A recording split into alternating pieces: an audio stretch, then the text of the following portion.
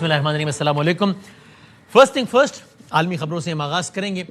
ظاہر ہے جس میں سب سے اہم ترین خبر, واحد خبر جو سب سے زیادہ مرکز نگاہ بنی ہوئی, وہ ایران امریکہ کا معاملہ ہے, جس کو لے کے صورتحال ڈیولپ ہوئے چلی جا رہی ہے.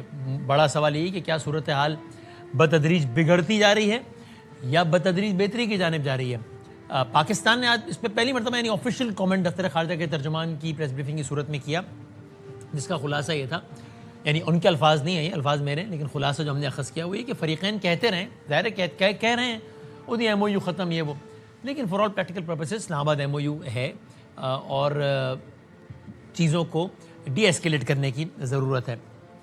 اس دوران بڑی دلچسپ باتیں بھی ہوئی ایک تو یہ ایران نے پھر سے آبناروں میں بند کر دی, ایک تو یہ بھی کہ امریکہ نے پھر سے ایران کی بحری ناکہ بندی کر دی ہے. لیکن اس دوران جے ڈی وینس نے, جو کہ امریکہ کے نائب صدر ہے, تو ظاہر ہے امریکہ کے پریزیڈنٹ کا آفس طاقتور ترین آفس ہوتا ہے, تو وائس پریزیڈنٹ کا بھی آفس اپنا اثر و رسوخ رکھتا ہے, اور کم سے کم آپ کو یہ تو بتاتا ہی ہے کہ اگر وہ کوئی بات کر رہا ہے اور کھل کے کر رہا ہے اور ریپیٹڈلی کر رہا ہے, تو اس کا مطلب امریکہ کے ایک فیصلہ ساز جو بھی قوتیں آفسز ہیں ان میں ایک بڑی سوچیں پائی جاتی ہے. وہ اسرائیل کے حوالے سے پہلے بھی واٹ ایور ورڈس یہ تو کہتے رہے ہیں, یعنی مثال کے طور پر جے ڈی وینس نے کہا کہ بھائی جان پوری دنیا میں ایک ملک ہے جو آپ کے ساتھ کھڑا ہے اور امریکہ ہے وہ ملک, تو اگر میں آپ کی جگہ ہوتا یعنی تو میں اپنے کابینہ کے ممبران کو کہتا کہ اس ملک کے خلاف تو باتیں نہیں کرو نا کم از کم. مثال کے طور پر خود ڈونلڈ ٹرمپ کہہ چکے ہیں کہ ہم نے ہی اسرائیل کو تو بچایا ہوا ہے. لیکن جو آج کل کی صورتحال ہے جس میں ہم دیکھ رہے ہیں کہ وہ جو ڈیل ہے وہ بار بار ہمیں کبھی لگتی ہے بن رہی ہے, کبھی بگڑ رہی ہے, پھر بن رہی ہے, پھر بگڑ رہی ہے. اس کے حوالے سے جے ڈی وینس کہتے ہیں, انہوں نے ایک پوڈ کاسٹ دی بڑی کافی طویل, اور اس میں انہوں نے ایک سے زائد مرتبہ کہا, ہم ایک آدھ مرتبہ ہی سناتے ہیں آپ کو, لیکن انہوں نے الفاظ بدل کے کہا کہ انہیں اس بات کا یقین ہے کہ اسرائیل کی جانب سے, اسرائیلی حکومت کی جانب سے, ایک ہوتا ہے نا نان اسٹیٹ ایکٹرز کوئی گند کر رہے ہیں جی, یا اسرائیل میں کچھ عناصر, نہیں, اسرائیلی حکومت کی جانب سے اس معاملے کو خراب کرنے کی کوشش کی جا رہی ہے. اور یہ نہیں کہ ان کی خواہش ہے کہ یہ معاملہ خراب ہو, نہیں, وہ باقاعدہ اس پہ ایفرٹ کر رہے ہیں, اور ایفرٹ بھی ایسے ہی نہیں, پیسے لگ رہے ہیں اس پہ. جے ڈی وینس نے ایگزیکٹلی کیا کہا, ٹائم میگزین کا بھی حوالہ دیتے ہوئے, اور اس پہ یعنی بالکل انڈورس کیا انہوں نے اس تاثر کو. وہ کیا کہا وہ دیکھیے.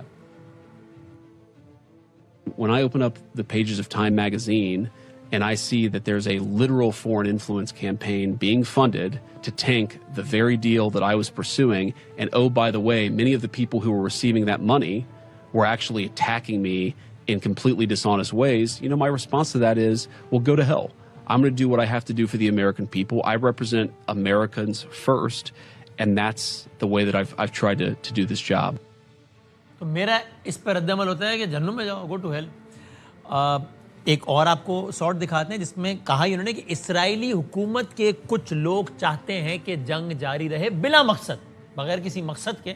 وہ چاہتے ہیں کہ ایک ہوتا ہے میں اور آپ بیٹھ کے کوئی کراچی میں, کوئی واشنگٹن میں, کوئی تہران میں بیٹھ کے تجزیہ کر رہا ہے کہ یار نیتنیاہو کو سوٹ کرتا ہے کہ وہ, ہمیں یقین ہے اس بات.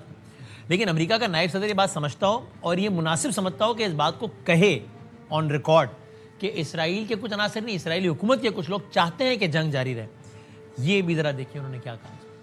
But I know beyond a shadow of a doubt that there have been people within the Israeli government who are trying to actually shift us away from that policy because they want to continue the military campaign. There are some people within their system we know beyond a shadow of a doubt manipulating and trying to change American public opinion to keep the war going on indefinitely. Again, not towards any objective, but just indefinitely. کوئی مجھے مطلب شک ہی نہیں ہے مجھے اس بات پہ کہ یہ اسرائیل کی حکومت کے کچھ لوگ چاہتے ہیں. اور ایک اور بات سے پہلے کہ مہمانوں کی طرف جائیں, یہ بھی لگتا ہے کہ اب امریکہ کو یہ یقین ہو چلا ہے کہ بہرحال وہ ہم رجیم چینج, حکومت, چہرے نہیں, مطلب چہرہ اگر بدل بھی گیا تو نظام نہیں بدل سکتے ہم. آپ یاد کریں, ریوائنڈ کریں آج سے کچھ عرصے پہلے, تو لوگوں نکلو, لوگ نکل آئے ہیں, لوگوں آگے بڑھو, لوگوں یہ چہرے یاد رکھنا, ابھی کچھ ہفتوں میں ان سے انتقام لینا ہے, ایک ایک کو حساب دینا پڑے گا. میں نے کردوں کو اسلحہ دیا, ان کو شاید بدبختوں کو پسند ہی آ گیا وہ اسلحہ, کہاں وہ سب, اور کہاں یہ کہ پھر یہ آیا کہ نہیں رجیم چینج ہمارا مقصد نہیں تھا, نہیں ہم چاہتے ہی نہیں تھے. اور کہاں آج جے ڈی وینس سے کہہ رہے ہیں کہ بھائی جان ہم کوئی اپنی 1.5 لاکھ فوجی نہیں اتاریں گے وہاں پہ نظام بدلنے کے لیے. مطلب مجھے لگا وہ تھوڑی دیر بعد ایران کی عوام کو گالیاں بھی دیں گے کہ یار تم لوگ کرو نا کچھ, یار کیوں نہیں کر رہے ہو. انہوں نے کہا ایران کی عوام یہ کام کرنا ہے تو کر لیں, ہم نہیں اتارے ابھی 1.5 لاکھ, ابھی ہم اس بزنس میں نہیں. ابھی ہم دیکھیے کیا کہا. Hardliners in the Iranian system kind of freak out a little bit. We're not going to send 150,000 ground troops in order to accomplish a change in a regime unless the people on the ground themselves want to accomplish that outcome. We're not in that business anymore. ہم نہیں ابھی اس business میں any more. یہ بھی کدھر جا رہے ہیں معاملات, ذرا بات کرتے ہیں. معزز مہمانان گرامی ہمارے ساتھ موجود ہیں. میں بہت شکر گزار ہوں مسعود خان صاحب کا, سردار مسعود خان صاحب کا, جو کہ پاکستان کی نمائندگی کرتے رہے بحیثیت ایمبیسڈر یو ایس میں, چائنا میں, اور اس کے علاوہ اقوام متحدہ میں, اور ظاہر آزاد جموں و کشمیر کی صدارت آپ کے پاس رہی ہے, تو اہم ترین عہدوں پر فائز رہے ہیں. میں بہت شکر گزار ہوں. ہمارے ساتھ ہیں air vice marshal Shahzad Chaudhry Sahib. Sir I am grateful, بہت عرصے بعد ہم نے آپ کو زحمت دی اور آپ نے وقت نکالا ہے. I am really grateful. اور تہران میں کیا ماحول ہے وہ بتانے کے لیے جناب حسن نقوی صاحب, جو کہ ایئر وائی نیوز کے ریپرزنٹیٹیو ہیں, وہ ہمارے ساتھ موجود ہیں. میں تینوں کا بہت بہت شکر گزار ہوں. مسعود صاحب, اگر آپ سے آغاز کریں, ہم نے ظاہر ہے ساتھ میں پھر یہ بھی دیکھا ہے کہ دونوں جانب ایک دوسرے سے حملے بھی چل رہے ہیں, اور رائٹرز نے یہ رپورٹ کیا ہے کہ ایران نے باقاعدہ حوثیوں کو یہ کہا ہے کہ اگر یہ ہماری تنصیبات پہ آتے ہیں, جو کہ ٹرمپ نے کہا ہے کہ میں اگلے ہفتے آ سکتا ہوں, اس نے کہا آج بھی حملے ہوں گے, پھر کل بھی ہوں گے, پھر پرسوں بھی ہوں گے, اور اگلے ہفتے یہ سب کروں گا میں, یہاں تک کہ جب تک اب میں نہیں روک دوں گا تب تک حملے ہوتے رہیں گے. تب رائٹرز کوٹ کر رہا ہے کہ ایران نے حوثیوں کو میسیجنگ کی ہے کہ آپ اگر یہ تنصیبات پر آتے ہیں تو پھر آپ باب المندب بند کریں. خیر, سوال میرا بطور مجموعی ہے, آپ کو اب حالات آنے والے کچھ دنوں ہفتوں میں اسی زمین میں کچھ بہتری کی جانب نظر آتے ہیں یا بدتری کی جانب؟ بہت بہت شکریہ مجھے یہ موقع دینے کا بادامی صاحب, اور بہت خوشی ہو رہی ہے آپ سے بات کرنے کے بعد. آپ تہران میں رہے, پورے ایران میں رہے, پورے کے پورے فیونرل پروسیشن میں رہے, تو وہاں بھی آپ سے بات ہوئی تھی. میں یہ کہنا چاہتا ہوں کہ جو آپ دیکھیں گے کہ جو نائب صدر جے ڈی وینس کا لب و لہجہ نپاتلا تعمیری اور مثبت ہے, اور اس کے بعد وہ جنگ کو ختم کرنا چاہتے ہیں, اور دوسرے یہ کہ امریکہ کو اس کے نقصانات سے بچانا چاہتے ہیں, اور بے مقصد جنگ نہیں لڑنا چاہتے.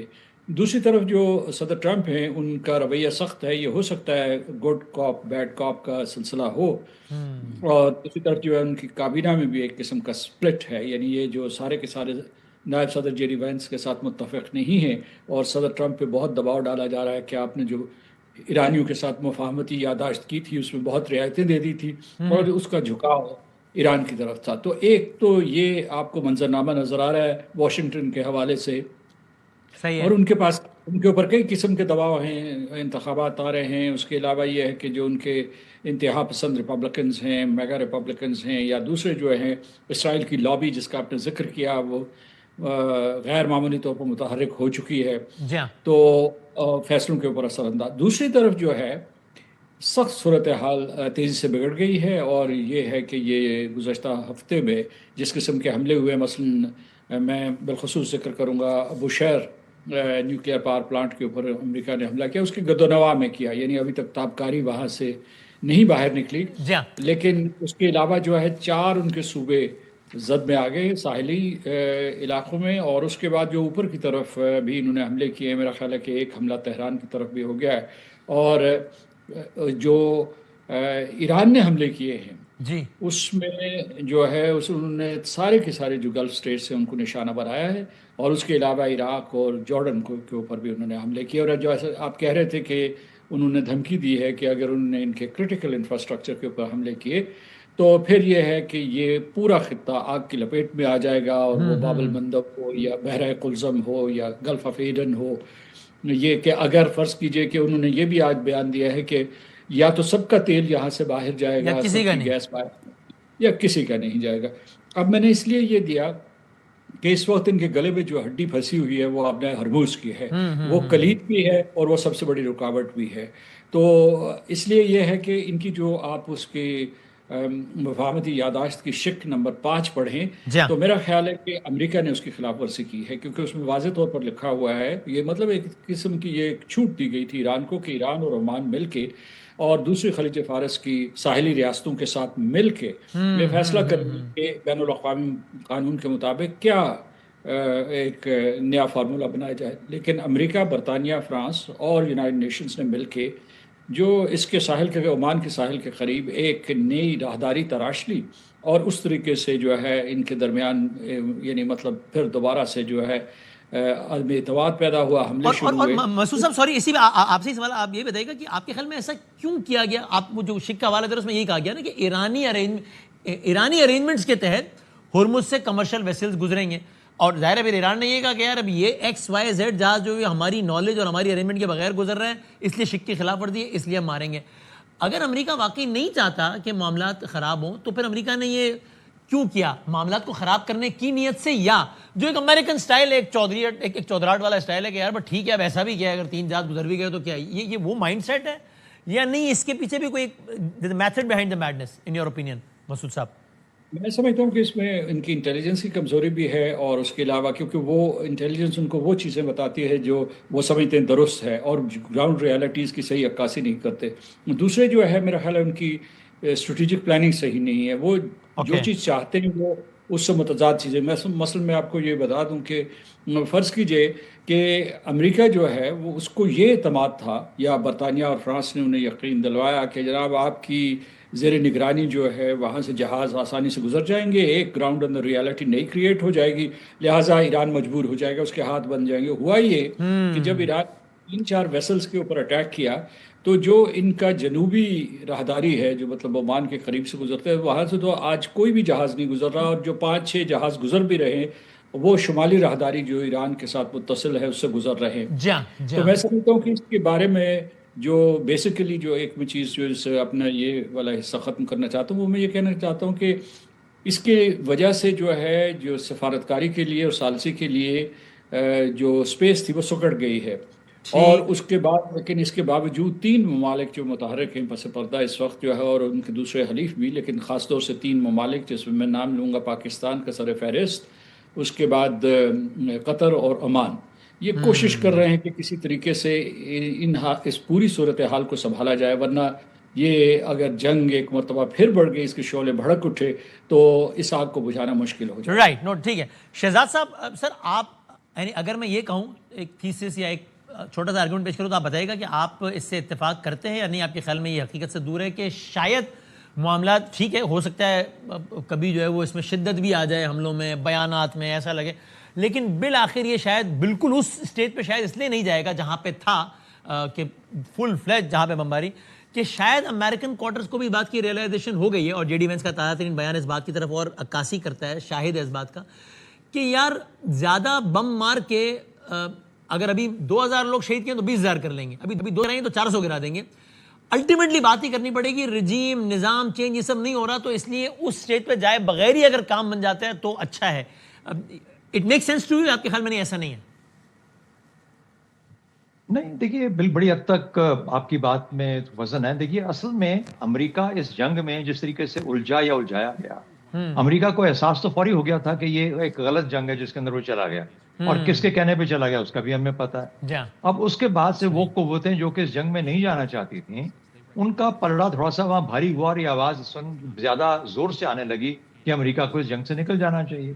اب ایران کے کنٹرول میں تھا کہ وہ کب جانے دینا چاہتا ہے. وہ سمجھا آہستہ آہستہ جب امریکہ کی طرف سے یہ اشارے ملے کہ وہ چھوڑنا چاہتے ہیں جنگ کو، وہ غلط جنگ میں گھس گیا، اس کو غلط، اس کے اہداف کلیئر نہیں تھے، وہ ان کو حاصل نہیں کر پا رہا، یہ وغیرہ وغیرہ جو بھی چیزیں کہہ لیجئے، جو کب بتایا گیا وہ غلط نکلا. تو وہ جب آپ اس میں سے نکلنا چاہتا ہے، اور جے ڈی وینس کی جو سٹیٹمنٹس ہیں بڑی واضح ہیں اس سینس کے اندر، تو میرا خیال ہے آج بھی اس کی کوشش ہی، البتہ اگر وہ جنگ کی کیفیت اس وقت قائم ہے وہاں پر، اور ہرمز کو ایک موضوع بنا دیا گیا ہے ایران کی طرف سے یا کسی بھی طرف سے، یا امریکہ کی اپنی سوچ کے اندر کہ ہرمز ایک مسئلہ بن گیا. اصل میں تو ہرمز ایران کا اور گلف کے ممالک کا مسئلہ ہے نا. اور نمبر 5 جو آپ کا شک ہے اس میمورنڈم آف انڈرسٹینڈنگ، وہ بھی تو یہی کہتا ہے نا کہ ایران کو پہلے 30 دن میں یہ انشور کرانا ہے کہ یہاں پر جو مکمل راہداری کا عمل ہے مکمل طور پر وہ بالکل ایبسولوٹ صحیح چل پڑے، اور وہ معاملہ جو ہے رکا ہوا ہے اس کو نہیں. تو پہلا پوائنٹ تو یہ ہے. اگلے 30 دن میں پھر اس نے عمان کے ساتھ اور باقی خلیجی ممالک کے ساتھ مل کے اس کا پھر ایک لمبا پلان جس بھی طریقے سے سب مل کے اس کو حل کرنا چاہتے ہیں اس طرف جانا. اس کا مطلب ہے ہرمز اصل میں ہمارا اپنا معاملہ ہے، ایران کا معاملہ ہے، اس خطے کا معاملہ ہے، خلیجی ممالک کا معاملہ، یہ امریکہ کا معاملہ نہیں ہے. اور کمال یہ آپ کی بات میں ایڈ کر دیں کہ ان واٹ ایور ورڈز خود امریکہ بھی یہ بات مانتا ہے. یعنی جب ٹرمپ کہہ رہے ہوتے ہیں میرا تو تیل یہاں سے گزرتا ہی نہیں ہے، یہ تو تم لوگ، تو اس کا مطلب وہ خود بھی یہ مان رہے نا کہ یار میرا تو لینا دینا ہی نہیں ہے اس سے. پھر تو بھائی ایسے ہی ہے نا. ایگزیکٹلی. لیکن وہ یہ جانتا ہے کہ اب یہ بات چھڑ گئی ہے، اور اب اگر میں اس کو ایسے ہی، اور مجھے میرا خیال ہے جو آپ کہہ رہے تھے نا کہ کہاں تک جا سکتے، جی، تو میرا خیال ہے کہ یہ بڑی حد تک واضح ہے کہ امریکہ واپس اس جنگ میں نہیں جانا چاہتا جس نیت کے ساتھ وہ آیا تھا. البتہ اس وقت ایران اس کو الجھائے ہوئے ہے. اس وقت تک جب تک ایران سمجھتا ہے کہ میں اس کو اس حد تک مجبور کر دوں گا کہ میری ہر بات ماننے کے لیے تیار ہو جائے گا. اچھا اگر امریکہ آپ کی ہر بات ماننے کے لیے تیار بھی ہو جاتا ہے تو جو خلیجی ممالک 6 پرلی طرف بیٹھے ہیں ان کو ہم کیسے منوائیں گے؟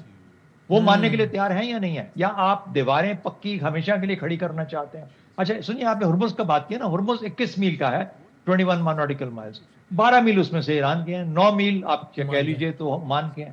اب ایران یہ کہہ رہا ہے کہ عمان کا بھی میں ہی بتاؤں گا کہ یہاں سے جائیں گے یا نہیں جائیں گے. تو اب یہ دنیا جب اس کو اس طریقے سے دیکھے گی تو کہیں نہ کہیں پہ تو یہ فیصلہ کرے گی کہ ایران کو بھی تھوڑا سوچنا چاہیے, سمجھنا چاہیے کہ وہ کیا رہا ہے. تمہاری کانٹیننٹل شیلف 12 میل تک ہے, اگر ہم آپس میں اس کو برابر ڈیوائڈ نہ بھی کریں 21 میل کو, جو کہ 10.5 چلتی ہے, لیکن ہم یہ نہیں کہہ سکتے کہ تم سوورن واٹرز تو ہیں تمہارے, سوورن ٹیریٹری ہے, لیکن میں بتاؤں گا تمہیں کیسے چلو گے. تو یہاں پہ غلطیاں بے شمار ہو رہی ہیں دونوں اطراف کے اندر. امریکہ ظاہر ہے, وینس نے آپ کا اپنا واضح کر کے بتا دیا کہ وہ سارا امریکہ نکلنا چاہتا ہے, وینس بھی نکلنا چاہتا ہے, جو بھی ان کی مجبوریاں ہیں. یہ غلط جنگ تھی جیسی جنگ تھی, لیکن اگر آپ وہ کھاڑے میں آ گیا, اور یہ جو کھلاڑی ہے اب وہ اس کو مات تو کر نہیں پایا, نہ وہ اس کو مات کر پایا, لیکن اس نے ٹانگ پکڑ لی, اس نے بولا بھائی میں جانے نہیں دوں گا. تو اب کہیں نہ کہیں پہ تو دنیا کے لیے یہ جو باقی پبلک تماشا دیکھ رہی ہے اس کے لیے ایک نئے پہلوان کو لانا پڑے گا نا, یا اس معاملے کو نئے سرے سے شروع کرنا پڑے گا. انٹرسٹنگ. مجھے دس ریمائنڈز می حسن نقوی صاحب, جب ہم تہران میں ہی بیٹھے تھے اور یا مشہد میں شاید بیٹھے تھے, ہاں مشہد میں تھے ہم, اور میں نے آپ سے پوچھا ویسے ہی کہ یہ ایک فلاں ملک کا جہاز نکلا ہے اور فلاں ملک نے اٹیک کیا ہے, مڈل ایسٹ کا جہاز اور ایران نے اٹیک کیا ہے اور اس کی ایک پلی لی ہے, تو یہ امریکہ کیوں کھڑا ہو گیا ہے اس پہ, جو بات یہ کر رہے تھے ابھی شہزاد ابھی کہ امریکہ کا تعلق نہیں ہے ہرمز سے. تو آپ نے اس وقت جواب دیا تھا کہ بھائی اس لیے کہ امریکہ چودھری ہے, اس نے بتانا ہے کہ کب کہاں کیوں کیسے کتنے بجے ہوگا.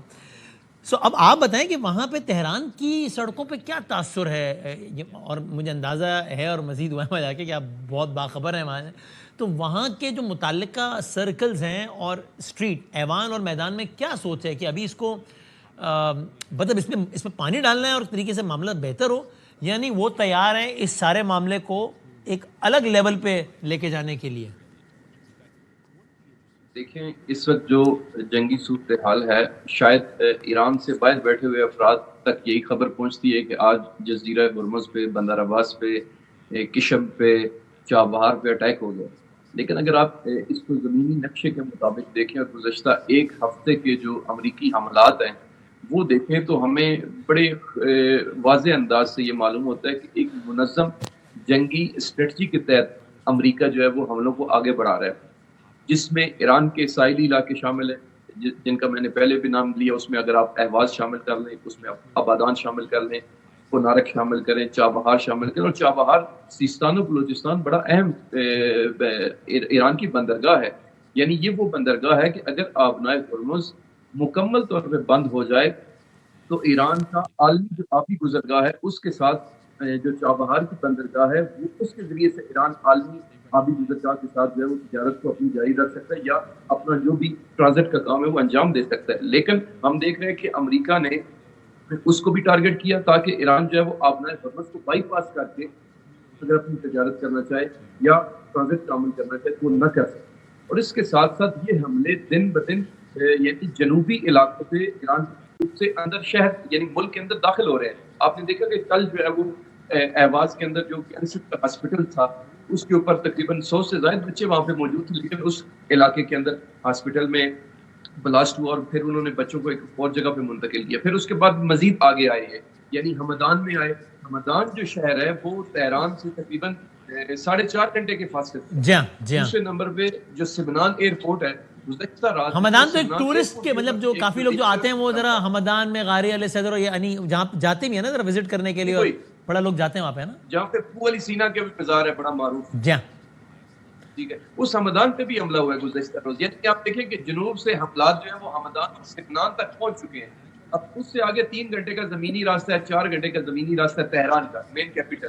لہذا ہم یہ دیکھتے ہیں یہاں پہ کہ یہ جو حملے ہیں بڑی اسٹریٹجی کے ساتھ نظم انداز سے, اور پھر یہ ہے کہ ایران کی جو ریلوے ٹریکس ہیں, لائنز ہیں, ان کو بھی اٹیک کیا جا رہا ہے. اس کا مطلب صرف یہ نہیں ہے کہ ایران کو اقتصادی طور پہ ریلوے لائنز کے ذریعے کمزور کرنا, بلکہ ریلوے لائنز کے ذریعے وہ ایران کی جو فوجی ساز و سامان ہے, جو ایندھن ہے, جو باقی جنگ کے اندر چیزیں استعمال ہوتی ہیں, اور ریلوے لائن ٹریک کے ذریعے وہ شفٹ ہوتی ہے ایک صوبے سے دوسرے صوبے, اس کو نقصان پہنچانا ہے. لہٰذا ایران ہے, اور یہ بھی دیکھ رہا ہے کہ نہیں حسن صاحب کیا آپ یہ کہہ رہے ہیں کہ وہاں پر یہ سوچ ہے کہ یہ تو ہمیں معاہدے کے بتی کے پیچھے لگا کے, ٹرک کی بتی کے پیچھے لگا کے, اس طرح معاہدے کے پیچھے لگا کے یہ ہم پر ایک اور بڑے حملے کی تیاری ہو رہی ہے, آپ یہ کہہ رہے ہیں وہاں پر یہ سوچ پائی جا رہی ہے کیا؟ جی بالکل ایسے ہی ہے. یعنی ایران یہ سمجھتا ہے کہ اس وقت جو ہے وہ اس کا ساحلی علاقوں سے, اور اس میں جو ایک اور چیز بار بار ہمیں دیکھنے کو مل رہی ہے وہ یہ ہے کہ ایران کے مختلف آفیسرز وہ یہ کہتے ہیں کہ ایران کو ٹکڑوں میں تقسیم کرنے کی یہ پلان ہو رہی ہے.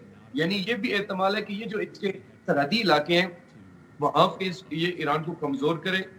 دوسرے نمبر پہ جو وہ ایران کے اندر جو ہے وہ دوبارہ سے ایک قسم کے فتنے جو گروپس موجود ہیں, اینٹی ایلیمنٹس موجود ہیں حکومت کے, ان کو بھی فعال کرنے کے چانسز موجود ہیں.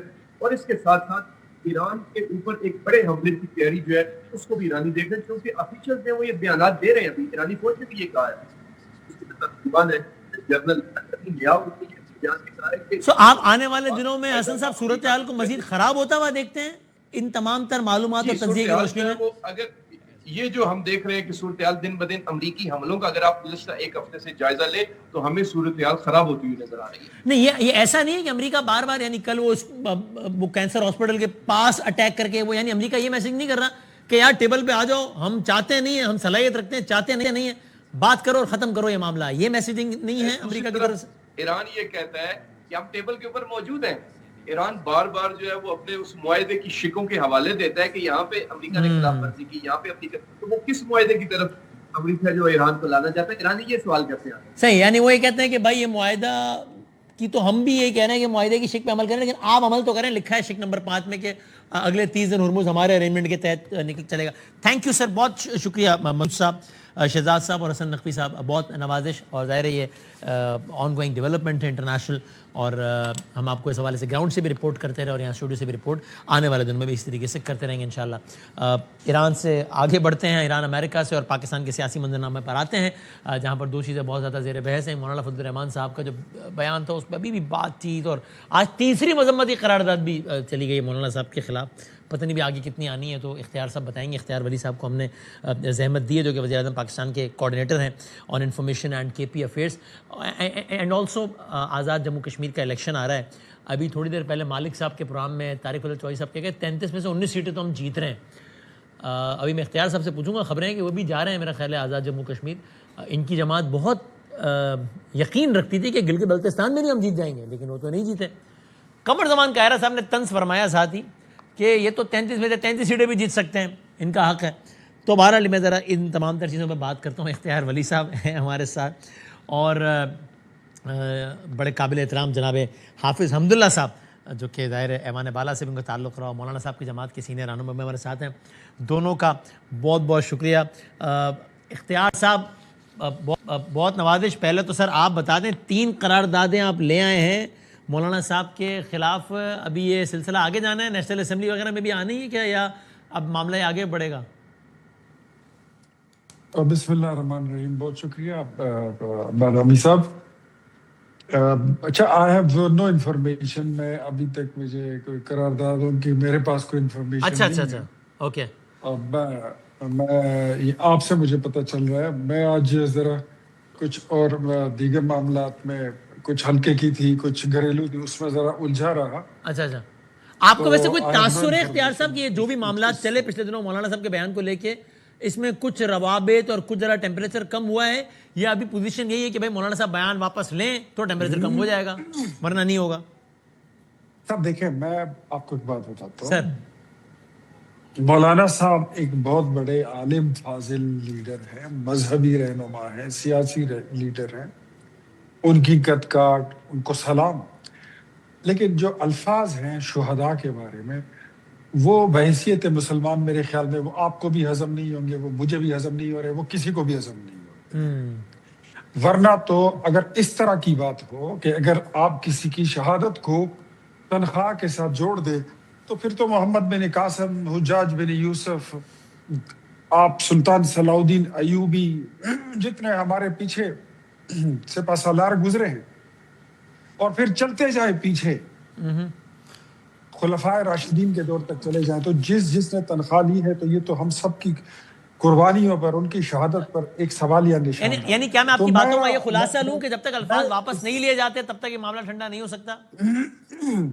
میں یہ کہتا ہوں کہ مولانا صاحب ہم سے بہت بڑی قدقات کے مالک ہیں، اور اگر وہ ان سے معذرت کی بھی میں کوئی مطالبہ نہیں کیا، معافی والی بات بھی میں نے کبھی نہیں کی، میں کہتا ہوں کہ اگر یا وہ اپنی الفاظ کا اس کو اگر وہ واپس لے لے یا اپنے بیان کی وضاحت کر لے، ورنہ جو کہہ رہے ہیں، جو اس کا مطلب نکل رہا ہے، قرآن اور حدیث اور پاکستان میں موجود جتنے دینی مدارس ہیں ان کے فتووں کی روشنی میں اس کی کوئی مثال، کوئی نظیر نہیں ملتی کہ ٹھیک ہے، فوج کا، پولیس کا، رینجرز کا، ایف سی کا کوئی صحافی ہو، تنخواہ لیتا ہو، جو بھی ہو، اپنی ڈیوٹیاں دیتے ہوئے اگر اس کی جان چلی جائے اپنے ملک اور قوم کے لیے، اپنی اہل و عیال کی حفاظت میں اپنی ڈیوٹیاں سر انجام دیتے ہوئے، وہ شہید کہلاتا ہے۔ ہمارا دین تو یہی کہتا ہے۔ ٹھیک ہے، میں بہت شکر گزار ہوں کہ سید حسن مرتضیٰ صاحب جو کہ general secretary Peoples Party central Punjab کے ہمارے ساتھ ہیں، سر بہت نوازش۔ حمداللہ صاحب اس میں چونکہ کافی بات ہو چکی ہے تو میں چاہتا ہوں جو باتیں ہو چکی ان کی تکرار نہ ہو اور ہم آگے بڑھیں، تو اس لیے میں خالی آپ سے یہی سوال پوچھتا ہوں، جو آپ اس پہ دلائل دے چکے ہیں، کل بھی بات کر چکے ہیں، اس سے پہلے بھی آپ کے پارٹی کے لیڈرانہ کی کر رہے ہیں، تو وہ تو ظاہر ہے سب نے سن لی ہیں، بس مجھے یہ بتائیے گا اس پر آپ کا کیا رد عمل ہے کہ جو اختیار صاحب کہتے ہیں، ظاہر ذمہ دار ہے اپنی پارٹی کے، وزیر اعظم صاحب کے کوارڈینیٹر ہیں برائے انفارمیشن، کہ ہم یہ بھی نہیں کہتے کہ معافی کا مطالبہ بھی نہیں کرتے، ہم صرف کہتے ہیں الفاظ میں نظر ثانی کر لیں، واپس لے لیں، تاکہ معاملہ یہ اس کی گنجائش ہے یا اس کی گنجائش نہیں ہے؟ حمداللہ صاحب۔ بسم اللہ الرحمن الرحیم، بہت شکریہ وسیم بادامی صاحب۔ سر دیکھیں، مولانا صاحب کی ترجیحات میں اور پارٹی کی ترجیحات میں اور میری ذاتی ترجیحات میں جو بیان کا اور مولانا صاحب کی تقریر کا جو حصہ اٹھایا گیا ہے اور ایک منصوبے کے تحت مولانا صاحب کو اسی حصے کی بنیاد پر ان کی کردار کشی کی جا رہی ہے اور میڈیا ٹرائل کیا جا رہا ہے اور آئے روز پریس کانفرنس کیے جا رہے ہیں، اور اس ہمیں پتہ ہے کہ ان پریس کانفرنسوں کی، یہ میڈیا ٹرائل کی یہ سرچشمہ کہاں ہے، یہ پوری قوم کو پتہ ہے۔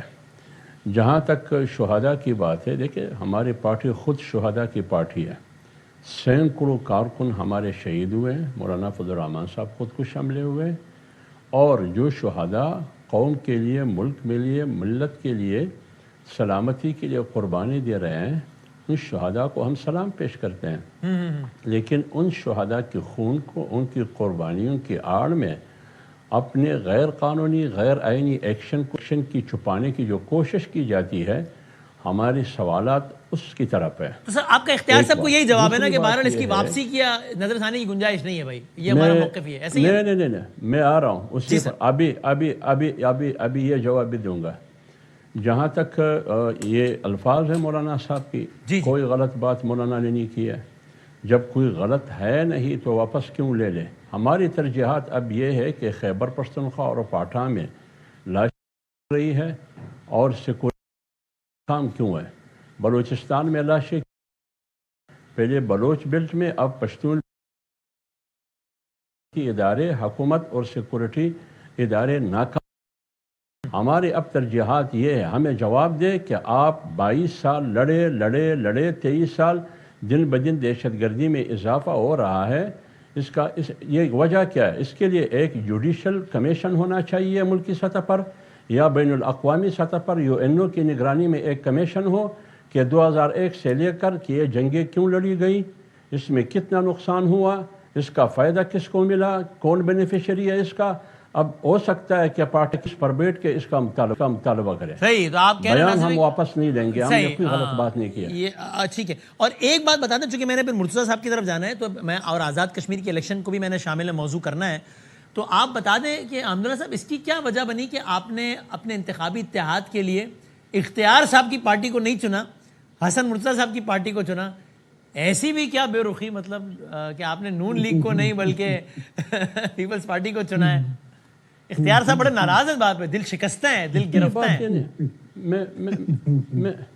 میری عرض سنیے نا، اختیار ولی صاحب کو اللہ خوش رکھے، اللہ آباد رکھے، ان کو سلامت رکھے۔ اور وہ اسی طرح اقتدار میں حشاش اور بشاش رہے اور لطف اندوز ہوتے رہے. اچھا دیکھیے بات یہ ہے کہ جہاں کشمیر کی بات آپ کرتے ہیں کہ کشمیر میں جمعیت علماء اسلام اور پیپلز پارٹی کے درمیان جو انتخابی اتحاد ہوا ہے، جی ہاں جی ہاں شاید آپ اس حوالے سے سوال کرتے ہیں. جی ہاں جی ہاں دیکھیے بات کہ یہ آپ ہے کی کہ نظر کرم مسلم لیگ- پیپلز پارٹی پہ کیوں ٹھہری، مسلم نون لیگ- لیگ پہ کیوں نہیں انتخابی اتحاد کے لیے؟ میں جواب دے رہا ہوں. دیکھیے مسلم لیگ کیوں رابطہ نہیں کیا ہے، وہ تو اختیار صاحب کو معلوم ہے کہ انہوں نے ہم سے رابطہ نہیں کیا ہے. اوکے پیپلز پارٹی نے بلاول بھٹو نے باقاعدہ رابطہ کیا ہے جمعیت علماء اسلام کی قیادت کے ساتھ. وہاں آزاد جموں کشمیر میں ہمارا جو مرکزی امیر ہے آزاد جموں کشمیر کے اور جماعت ہے مولانا سعید یوسف خان صاحب، ان سے وہاں پیپلز پارٹی کے جو ذمہ دار ہے انہوں نے رابطہ کیا ہے. اوکے اس رابطے کے نتیجے میں پھر بلاول بھٹو اور مولانا صاحب کے درمیان رابطہ ہوا ہے. پھر ایک کنسنسس کے بعد ہم ایک نقطے متحدہ، ایک وحدت نقطہ، ایک اتفاق کے نقطے تک ہم پہنچ چکے ہیں. تو انہوں نے رابطہ کیا ہے، رابطے کے نتیجے میں یہ نتیجہ سامنے آیا. اصل میں اختیار صاحب ہمارے بھائی اتنے ہواؤں میں نا رابطہ کرنے کوئی وہ نہیں، سب بڑے لوگ ہیں تو کیا کریں. ٹھیک ہے جواب آ گیا کہ رابطہ ہی نہیں کر رہے. میرے عرض سنیے، اختیار صاحب یا ان کی پارٹی نے شاید اس لیے رابطہ نہیں کیا ہے کہ اس کے ساتھ آسمان کے فرشتے بھی ہیں اور جنات بھی ہیں. یعنی زمینی اور فضائی مخلوقات دونوں ہیں آپ کے خیال میں. ٹھیک ہو گیا، میں نے لفظ خلائی کا استعمال نہیں کیا جان بوجھ کے. حسن مرتضیٰ صاحب غم عاشقی سے کہہ دو رہے عام تک نہ پہنچے، ہاں اور مجھ کو ڈر ہے کہ یہ تہمت تیرے نام تک نہ پہنچے، مگر میری جان ایسی بھی بے رخی کیا کہ سلام تک نہ پہنچے. آپ وہ کہہ رہے سلام کرنے کی آرزو ہے، ادھر تو دیکھو سلام کر لیں، آپ کر ہی نہیں رہے. حسن مرتضیٰ صاحب آپ کو یقین ہے کہ یہ جو اتحاد ہے اس اتحاد میں برکت ہوگی اور آپ گلگت بلتستان کی طرح آزاد کشمیر میں بھی کریں. میں حسن صاحب سے پوچھ لوں، آپ کے اتحادی ہیں حافظ صاحب، نئے ماشاءاللہ اللہ نظر بد سے بچائے.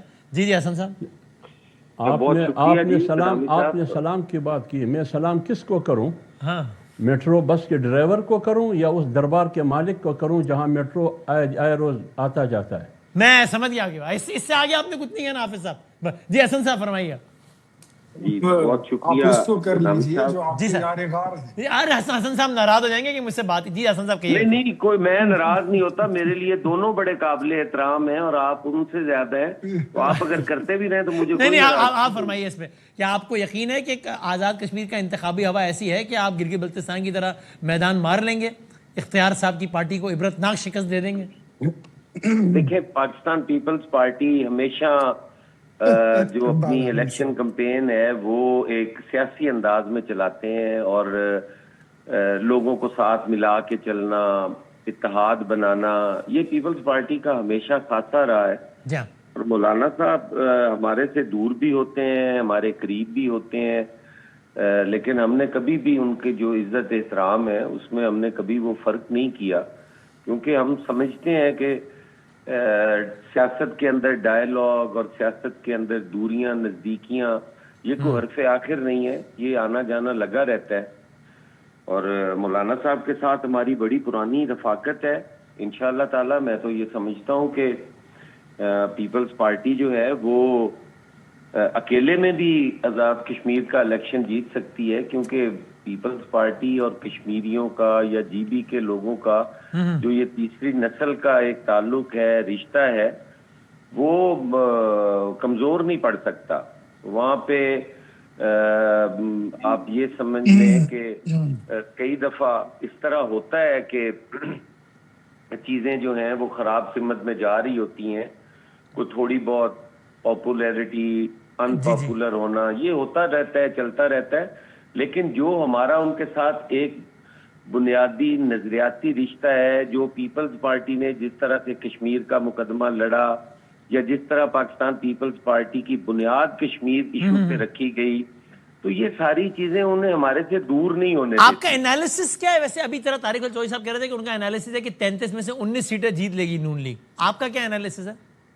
دیکھیں میں کوئی ایسی پیشین گوئی کی پوزیشن میں تو نہیں ہوں، اچھا لیکن میں یہ یقین کے ساتھ کہہ سکتا ہوں کہ single largest party Pakistan Peoples Party ہوگی. چلیں دیکھتے ہیں کیا. تھینک یو سر، بہت شکریہ. اس پہ آنے والے دنوں میں بات کرتے رہیں گے ہم، ظاہر ہے آزاد کشمیر کے الیکشن اختیار اور حمداللہ صاحب اور حسن صاحب بہت نوازے. بہت شکریہ. ایک چھوٹا سا بریک لیتے ہیں. بریک کے بعد اسٹوڈیو میں ہمارے ساتھ خصوصی مہمان ہیں، آتے ہیں بریک کے بعد.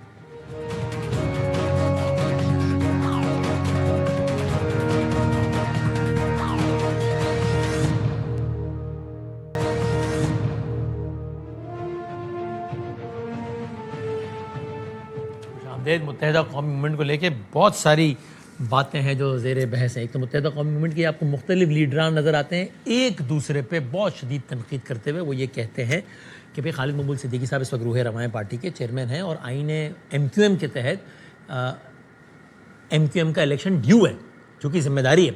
لیکن ایم کیو ایم کے ہی کچھ لیڈران جس میں مصطفیٰ کمال صاحب سر فہرست ہیں، وہ یہ ایلیج کرتے ہیں، پبلکلی ایلیج کرتے ہیں کہ خالد مقبول صدیقی صاحب نے خفیہ طریقے سے ایک بار نہیں، دو بار نہیں، 3 بار الیکشن کمیشن سے اپنے الیکشنز کی ایکسٹینشن لے لی اور الیکشن نہیں کرایا. تو کیوں نہیں کراتے بھائی؟ یعنی وہ یہ کہتے ہیں کیوں نہیں کراتے، کرائیں، ہم بھی حصہ لینا چاہتے ہیں الیکشن میں.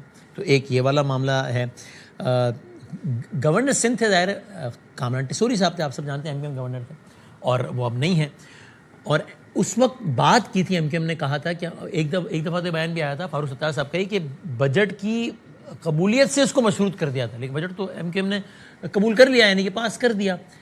لیکن کچھ خبریں ہیں کہ اس سامنے بھی کوئی ڈیولپمنٹس ہو رہی ہیں، بڑی سگنیفیکنٹ ڈیولپمنٹس ہو رہی ہیں. وہ کیا ہیں اور اس پہ بھی بات کر دیں. اور ذرا ایک دو اور باتیں بھی ہیں. میں بہت شکر گزار ہوں سینئر رہنما، senior deputy convener M Q M Pakistan جناب فاروق ستار صاحب ہمارے ساتھ ہیں. سر السلام علیکم. وعلیکم السلام. بہت شکریہ وقت دینے کا.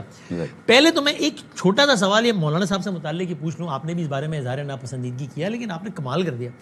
آپ نے کہا اگلا الیکشن مولانا صاحب دلی سے لڑنا ہے کیا. کمال کی بات یہ کہ یہ out of all the parties M Q M واحد پارٹی ہے جس پر باقاعدہ تکرار کے ساتھ الزامات لگتے رہے کہ دلی سے آپریٹ ہوتی رہی الطاف حسین صاحب کے حوالے سے. بلکہ مصطفیٰ کمال صاحب، خالد مقبول صاحب کو کہتے ہیں کہ انڈیا سے آپریٹ کرتے. اسی پارٹی نے اللہ کی شان میں مولانا صاحب کو کہہ دیا کہ دلی سے اگلا الیکشن لڑنا ہے. تو وسیم بدامی اس میں اگر انہوں نے جواباً کہہ دیا آج ہی لڑنا ہے اور آپ کا مشورہ بھی چاہیے، آپ کی ماہرانہ رائے چاہیے، پھر مسئلہ ہو جائے گا. نہیں وسیم بدامی، بات یہ ہے نا کہ سب سے پہلے تو مولانا فضل الرحمان صاحب کے پورے کریئر کو دیکھے نا، تو ان سے کم از کم یہ توقع نہیں تھی کہ وہ اس طرح کا بیان دیں گے کہ کریز سے اتنا باہر نکل آپ حیران بھی ہوئے، پریشان بھی ہوئے، صدمے میں بھی ہیں ہم. صدمے میں ہوں میں، اور مجھے نہیں سمجھ آئے کہ اسی لیے میں نے کہا یہ ناقابل فہم ہے، ناقابل قبول، ناقابل برداشت اور شاید ناقابل معافی بھی. لیکن میں نے دیکھے روایتی طور پر جب ایم کیو ایم کے خلاف بہت سارے الزامات لگتے تھے تو سیدھا غداری کا سرٹیفکیٹ آ جاتا تھا نا. آپ دلی تو پہنچ گئے تو دلی میں تو غداری ہوتی ہے. دیکھیں میں نے اس کو کنوٹیشن دی ہے کہ اس کی کنوٹیشن یہ بن رہی ہے، میں نے اس کو اس طرح سے کہا. اور میں نے کہا مجھے خود اچھا نہیں لگ رہا کہ میں ان کے بارے میں کوئی ایسا بیان دوں. میں نے کہا یہ میں نے کہا ایک تعلق رہا ہے اور میں ان سے تو میں نے یہ بھی کہا وہ نظر ثانی کرے، تصحیح کرے. اور آپ کو واقعی میں نے اگلا سوال میں یہ پوچھنے والا تھا کہ آپ کے خیال میں مولانا صاحب نے بیان کیوں دیا، تو آپ کو نہیں سمجھ آ رہا کیوں دیا؟ میں نے کہا کہ میں نے یہ بھی کہا کہ کیا کوئی فرسٹریشن ہے اور اس میں اگر کوئی ذاتی، جماعتی، گروہی مفاد ہے اس کے پس پردہ تو وہ قومی مفاد سے تو بالا تر نہیں ہو سکتا نا. تو میں نے یہ بھی کہا اچھا وہ چیزیں جو ہمیں کل وہ سمجھاتے تھے آج ہمیں ان کو سمجھانی پڑ رہی ہے. تو یہ مسئلہ ہے، اس لیے پھر میں نے دلی کا بھی حوالہ دے دیا. اور میں نے یہ بھی نہیں کہا کہ یہ ملک دشمنی نہیں کہا، میں نے کہا یہ ملک دشمنی کے مترادف لگتا ہے. دیکھیں میں نے جو لفظ مترادف کہا، مطلب یہ نہیں کہا کہ یہ تو مولانا صاحب بھی اس طرح الفاظ کے چناؤ میں محتاط ہوتے تو معاملہ یہاں تک نہیں پہنچتا آپ کے خیال میں نے بھی ویسی محتاط ہو کی بات کی ہے سر. ٹھیک ہے، اب آتے ہیں ذرا پارٹی کے معاملہ کی جانب. خالد مقبول صاحب چیئرمین ہیں اس پارٹی کے. اس پارٹی کے الیکشن کیوں نہیں ہو رہے ہیں؟ یعنی پارٹی کا الیکشن ڈیو نہیں ہے ایم کیو ایم کا، اور آپ کا نہیں مطالبہ کہ ہونا چاہیے الیکشن؟ اب دیکھیں نا جو مصطفیٰ صاحب کہتے ہیں خالد صاحب الیکشن کمیشن میں جا کے ایکسٹینشن ہے سیکشن 208 جو الیکشن آئین ایم کیو ایم نہیں الیکشن ایکٹ، ہاں جی الیکشن کمیشن کو کہتا ہے کہ وہ سیاسی جماعتوں کو پابند کریں اور اس کا دورانیہ 4 اور 5 سال کے بیچ میں الیکشن کرانے کا ہے. اچھا یہ اگر پی ٹی آئی کو تو انہوں نے رگڑ دیا انٹرا پارٹی الیکشن نہ کرانے پہ، ہاں لیکن وہ اس جو مدت ہے اس سے اگر وہ کراس کر گئے تو اچھا یہ مدت کراس نہیں ہوئی ہے. کتنے سال سے ہیں خالد صاحب چیئرمین؟ 2021 میں ہوا تھا، اب 26 میں ڈیو ہے نا. تو 5 سال تو ہو گئے نا, 5 سال ہونے والے ہیں نا. اب ہو جائیں گے الیکشن, اب ہو جائیں گے الیکشن, اس لیے کہ مطلب یہ کہ اب اکتوبر تک تو انہوں نے تاریخ دی ہی ہے نا. لیکن میں اکتوبر میں ہو جائیں گے. ہاں لیکن میں تو جب مدت ڈیو ہی نہیں ہوئی تھی اب تک, تو پھر وہ ایکسٹینشنز کس بات کی لے رہے تھے الیکشن کمیشن میں؟ یہ ایک الگ قصہ ہے, اس میں تفصیل میں نہیں جاؤں گا. اچھا کچھ ہے نا اس میں. اب اس میں کیا ہے, اس کے پس پردہ الیکشن کمیشن نے اس مسئلے کو اٹھا کر یہ قضیہ اٹھایا کہ بھئی الیکشن کیوں نہیں ہوئے, اور بعد میں جا کے ایکسٹینشن کرائی تو دے دی. پھر قضیہ اٹھا تو پھر ڈانٹ ڈپٹ بھی کی, لیکن بعد میں پھر دے بھی دی, کہا کہ ہاں ٹھیک ہے کرا.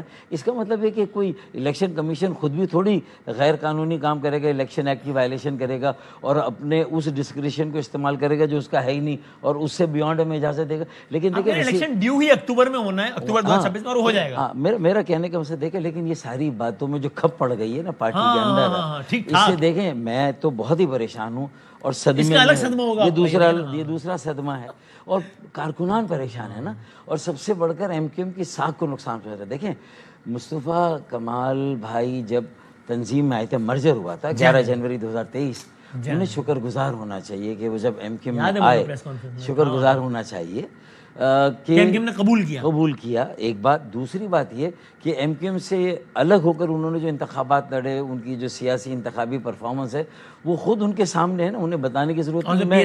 میں ایک بڑے بھائی کے طور پہ یہ بات کر رہا ہوں, اس کو جو ہے وہ اس میں نہ لیا جائے. تو وہ بھی ان کے سامنے, جب دوبارہ ماشاءاللہ ایم کیو ایم میں آئے تو دوبارہ اللہ تعالیٰ نے موقع دیا, اور آج وہ وزیر بھی ہیں. اور دیکھنے کا ایک اور ضابطہ بھی ہے, وہ کہتے ہیں جب میرے بغیر ایم کیو ایم نے الیکشن لڑا تو 4 سیٹیں جیتی تھی, میرے ساتھ لڑا 22 جیت گئی. دیکھیں میرے خیال میں یہ تو انڈیپینڈنٹلی میڈیا کے بہت سارے سینئر اینکرز بیٹھ کر طے کر سکتے ہیں کہ اس میں کس کی بات میں دم ہے نہیں ہے. یہ ان چیزوں پہ لڑنا, خالد صاحب کو یہ کہنا چاہیے پبلکلی کہ متھے مارا گیا ہمارے.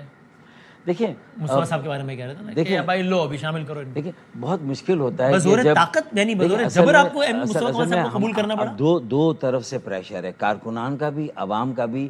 ایک تو یہ کہ پارٹی کے وہ مطالبات کہ پیپلز پارٹی اور وفاقی صوبائی حکومت, وفاقی حکومت, کلیم اللہ سلیم اللہ کھیل کے, اور بیچ میں ایم کیو ایم کو فٹ بال بیچ میں, اور دونوں یہ کہتے ہیں کہ بھائی یہ وہ پارٹی آپ کو جو ہے وہ کھیل رہی ہے آپ کے ساتھ, اور ہم نہیں, ہم تو بالکل کلیئر ہے.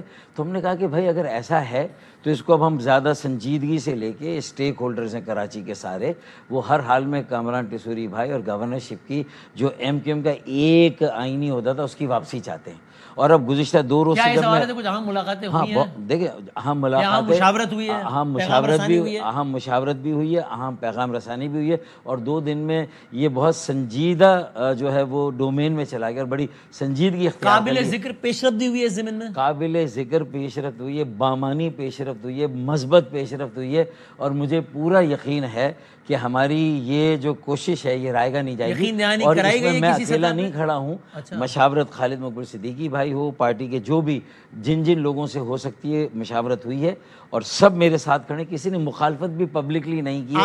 فاروق بھائی جو یہ بار بار کہتے ہیں, خالد مقبول بھائی نے کئی انٹرویوز میں اب یہ بات کی ہے, امین الحق بھائی نے کئی انٹرویوز میں بات کی ہے, تو اس کا مطلب اب یہ ابہام نہیں ہے کہ فاروق بھائی اکیلے لون کروسیڈر ہیں, وہ اکیلے لڑ رہے ہیں. کامران بھائی اور گورنرشپ کی واپسی کے لیے پارٹی پالیسی ہے, پارٹی پالیسی 100% پارٹی آپ نے کہا تھا ہم بجٹ نہیں منظور کریں گے اگر ٹیسوری صاحب کو بحال نہیں کیا گیا. وہ پارٹی پالیسی نہیں تھی, وہ آپ کا ذاتی بیان تھا. میرا مشورہ تھا بہت ہی سنجیدہ, جس کو لیا بھی گیا تھا سنجیدگی سے, لیکن ہمیں جب انگیج کیا جاتا ہے اور ہمیں بہت زیادہ ٹھوس یقین دہانیاں کرائی جاتی ہے تو تھوڑا سا ہم بیک ٹریک کرتے ہیں, اور ہم تھوڑا سا جو ہے وہ اس میں ہولڈ بیک کرتے ہیں.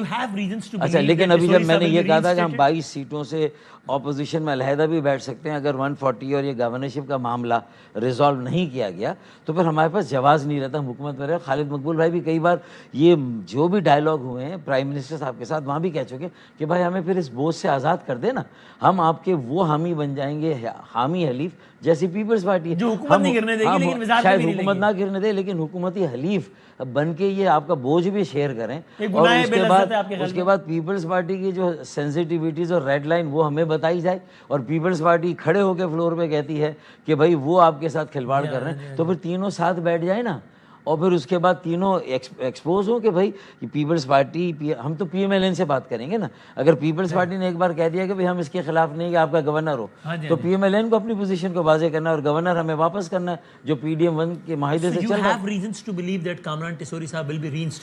دیکھیں ان کو ہٹانے کا کوئی ریزن نہیں تھا. کوئی ریزن بتایا ہی بھی نہیں نہیں آپ کو کوئی بتایا نہیں گیا, کوئی ریزن تھا ہی نہیں. پوچھا تو اور ہوگا نا آج کہ کیا وجہ بنی, پھر بھی کوئی کورٹ نہیں کہا, کوئی وجہ نہیں بتائی گئی. جواب نہ دارا تو بولا ہی نہیں بولا یہ کہ پیپلز پارٹی کا اصرار تھا, وہ یہ کہہ رہے تھے کہ بھائی کسی طرح یہ پی ایم ایل این یعنی پی ایم ایل این کی پیپلز پارٹی نے نون کو مجبور کیا کہ وہ ایم کیو ایم کا گورنر ہٹا کے اپنا لگا دے, نون کا. ان کا یہ کہنا, نون کا یہ کہنا ہے کم از کم, اگر کوئی جواز دیا گیا تو یہ کیسا گورنر تو وفاق کا نمائندہ ہوتا ہے. آپ خود گواہ وسیم بادامی کے جو ان کی کارکردگی رہی ہے, ان کی جو مارکی ہے 50,000, گورنر ہاؤس کو اتنا نہیں, جو کوئی جگہ افطار تھے ان کے, عوامی گورنر کا ٹائٹل مل جانا, اور کہاں ان کا پرسیپشن سوشل میڈیا پہ تھا, کہاں سے سفر کر کے وہ کہاں تک پہنچے.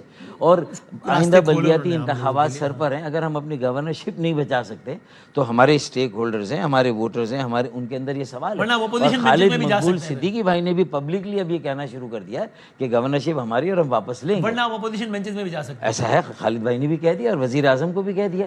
اور ہمیں جانے دیں, اپوزیشن بینچز سے پہلے ایک مرحلہ ہے نا کہ ہم آپ کے حامی حلیف بن جائیں, وہ ٹرائی کر لیں, پھر اس کے بعد ہم کیوں ذمہ داری کا بوجھ اٹھائیں ہم آپ کا. ٹھیک ہے. اور اکتوبر میں الیکشن ہو رہے ہیں, اس میں آپ بھی حصہ لیں گے, چیئرمین کے امیدوار آپ بھی ہوں گے؟ دیکھیں میں سمجھتا ہوں کہ اس میں اگر مجھے کوئی کردار ادا کرنا ہے, ڈاکٹر فاروق ستار, میں نے بھی تو گھاٹ گھاٹ کا پانی پیا نا, پاکستان کی سیاست کا بھی, اور پارٹی کے اندر کے بحران جتنے میں نے فیس کیے, اور جتنا میں اپنے ان ساتھیوں جو اپنے آپ کو سینئر کہتے ہیں, یہ تو کبھی شاید جیل میں گئے بھی نہیں ہیں. میں تو 6 سال, میں تو پارٹی کی خاطر, پارٹی کے نظریے کے لیے, پارٹی کے موقف کے لیے میں تو 5.5-6 سال جیل میں رہا, اٹک جیل میں گیا ہوں, وہاں میں نے صعوبتیں برداشت کی ہیں.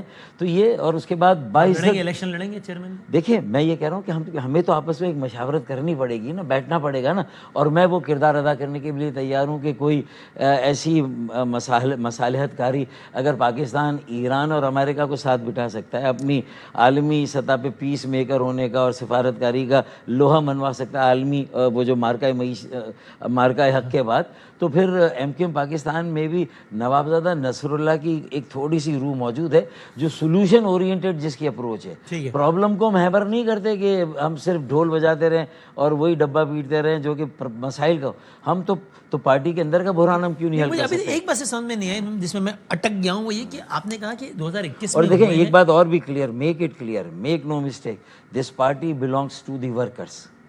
ہاں وہ تو مصطفیٰ کمال صاحب بھی کہہ رہے ہیں, اور اس پر جو ہے وہ ورکرز ہی کا قبضہ ہوگا, وہ کسی کا قبضہ نہیں ہونے دیں گے. جو یہ تاثر, نہ خالد مقبول صاحب کا نہ مصطفیٰ کمال صاحب, یہ کسی کا بھی قبضہ نہیں ہونے دیں گے. جو ایک قبضہ جمانے کی کوشش کر رہے ہیں اس پارٹی. دیکھیں اگر یہ تاثر آ رہا ہے تو کارکنان سمجھتے ہیں, اور میں نے کہا کہ کل بھی کارکنوں کی تھی, آج بھی اور آئندہ بھی رہے گی. اور نہ کوئی مسلط ہو, نہ کہیں سے مسلط کیا جائے, دونوں صورتوں میں کارکنان رجسٹ کریں گے, اور ڈاکٹر فاروق ستار سب سے پہلے اس اٹیمپٹ کو فرسٹریٹ کریں گے اگر کہیں یہ اٹیمپٹ بھی ہو رہا ہے. اگر مصطفیٰ صاحب کہتے ہیں کہ یار الیکشن کراؤ, اور دوسری بات یہ کہتے ہیں کہ میں بھی الیکشن میں حصہ لوں گا, ان دونوں باتوں میں غلط کیا ہے؟ مطلب یہ بات ہوئی کہاں پر ہے؟ آپ یہ بات کہہ رہے ہیں نا, نہیں آپ یہ بات کہہ رہے ہیں نا, بھائی روزانہ ملنا جلنا ہے, ہم آمنے سامنے ہوتے کئی چیزوں پہ, اگر نہیں بلائی تو انفارملی یہ گفتگو بیٹھ کے نہیں کی جا سکتی. وہ کہتے ہیں واٹس ایپ گروپ میں بات کرتے ہیں, یہ ہماری ساکھ متاثر ہو رہی ہے. خربوزہ چھری پہ گرے نا وسیم بادامی, یا چھری خربوزے پہ گرے, دونوں صورتوں میں خربوزے کا نقصان ہے, پارٹی کا نقصان ہو رہا ہے. تو مصطفیٰ صاحب نے پبلکلی ہوائی فائرنگ کی, تو خالد مقبول صاحب آلسو چوز ٹو رسپونڈ ہم ان پبلک. دیکھیں اب میں ہمارے متھے مارا گیا ہے ان کو. دیکھیں میں کس طرح کسی کو ڈیفینڈ, مجھے اس وقت یہ, آپ سالس ہیں اس میں بھی. دیکھیں میں سالس بننا بھی چاہتا ہوں اگر مجھے موقع ملے گا تو, لیکن انفارملی تو کوئی گفتگو کرے نا بھائی. وہ نہیں ہو رہی, وہ کہاں ہو رہی ہے. اگر ایک شکایت ہے کہ خالد مقبول یا مرکزی کمیٹی کی میٹنگ نہیں ہو رہی, تو انفارملی اگر کوئی اور سینئر ڈپٹی کنوینر ہے تو میں بھی سینئر ڈپٹی کنوینر ہوں بھائی. تو ایک کمال صاحب کہہ رہے ہیں کہ میں ایک دن گھر پہ بیٹھا ہوا تھا, ٹی وی کھولا, ٹکر چلا کہ خالد مقبول صدیقی نے الیکشن کمیشن سے ایک اور ایکسٹینشن لیا. پہلا کام کیا ہونا چاہیے کہ رکھتے, ٹی وی بند کرتے, فون رکھتے, فاروق بھائی یہ کیا ہو رہا ہے, یہ کیا ہوا ہے. ہاں اچھا اگر کرتے تو آپ کیا بتاتے؟ تو کہتے ہیں کہ آتے بیٹھتے ہیں, میں بھی بات کرتا ہوں. نہیں وہ کہتے ہیں نا بھائی جان بیٹھ تو جائیں گے, یہ کیا کیا ہے, ہمیں کیوں نہیں بتایا ایکسٹینشن لے لیا. دیکھیں اس کا مطلب یہ ہے کہ میں اس کے ایک ایک ورق کو کھولوں اور آپ کے سامنے رکھوں, تو اس کا مطلب میں بھی وہی بات کر رہا ہوں جو کوئی کر رہا ہے. خالی مجھے سمجھا دیں, 21 میں وہ بنے ہیں چیئرمین, اور آپ کہہ رہے ہیں الیکشن ڈیو ہی 26 کو ہے, 5 سال ہو جائے گا. اور تو پھر 2 دفعہ الیکشن کمیشن کیوں گئے ایکسٹینشن لینے کے لیے جب الیکشن ڈیو ہی نہیں تھے؟ اس لیے کہ الیکشن کمیشن نے یک طرفہ طور پہ کہا کہ آپ کب الیکشن کرائیں گے, اور اب تک کیوں نہیں کرایا. تو جب ڈیو ہی نہیں تھے تو کیوں کہا؟ اب یہ الیکشن کمیشن سے آپ پوچھیں نا, تبھی تو اس نے پھر اپنی تصحیح کی, تو یہ تو الیکشن کمیشن کی تصحیح ہوئی نا یار. یعنی وہ آئے نہیں تو بلائے گئے. پہلے تو ہم ایکٹ کو پڑھیں, دوسرا ایم کیو ایم کے کانسٹیٹیوشن کو پڑھی, ساری چیزیں بھی تو دیکھنی ہے. اور پھر انہوں نے اس کے ایک اور بعد بات بھی کہا اس کے بعد انتخابات کے جو لوازمات ہیں ان کو بھی تو دیکھنا ہے, اس پر کہیں نہ کہیں کوئی فریم ورک تو بنانا ہوگا, اس پر تو کہیں نہ کہیں بیٹھنا ہوگا نا. اگر یہ صرف اسی طرح ہم سب ڈھول پیٹتے رہے مسائل کا اور یہ تنقید ہوتی رہی, انگلیاں اٹھتی رہی ایک دوسرے پر یا کسی پر بھی, تو میرے خیال میں اس کا تو نقصان پھر سب کو ہوگا.